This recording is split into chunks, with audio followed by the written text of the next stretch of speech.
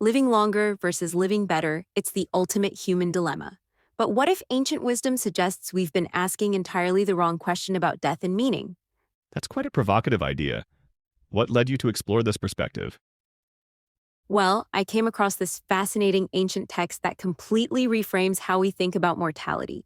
It suggests that God didn't create death or take pleasure in destroying living things. Instead, everything was created to exist and flourish. What's really striking is how it challenges our modern obsession with longevity.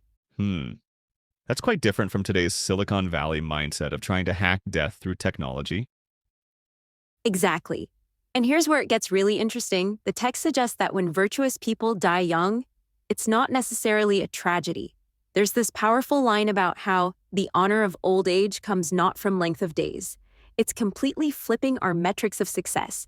So, how does it suggest we measure a life well lived?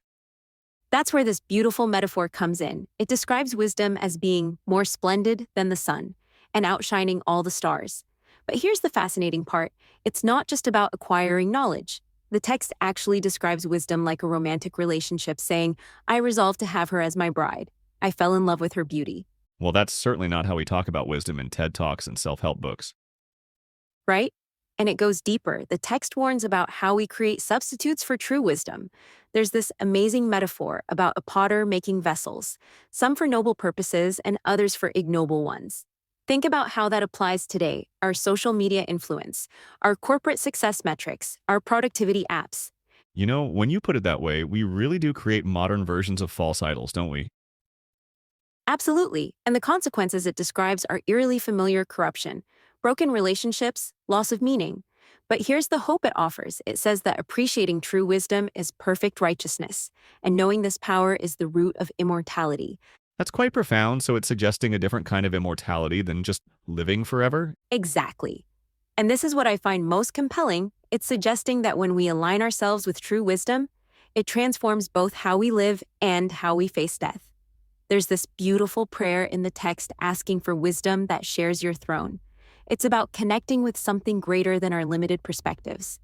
How do you think this ancient wisdom speaks to our modern anxiety about death and meaning? Well, it's fascinating because it directly addresses what it calls our hearts of ashes and hopes cheaper than earth. It's suggesting that our desperate attempts to avoid death through achievement or legacy or social media presence are actually preventing us from truly living. That's quite a wake up call for our achievement oriented culture.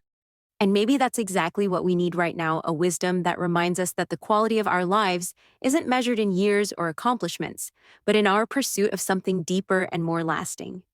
Something that transforms us from the inside out.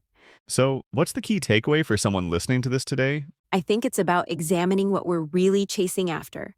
Are we pursuing things that will ultimately turn to ashes, or are we seeking something more enduring? The text suggests that true wisdom doesn't just change how we live, it changes how we understand life itself. And maybe that's the real immortality we should be seeking.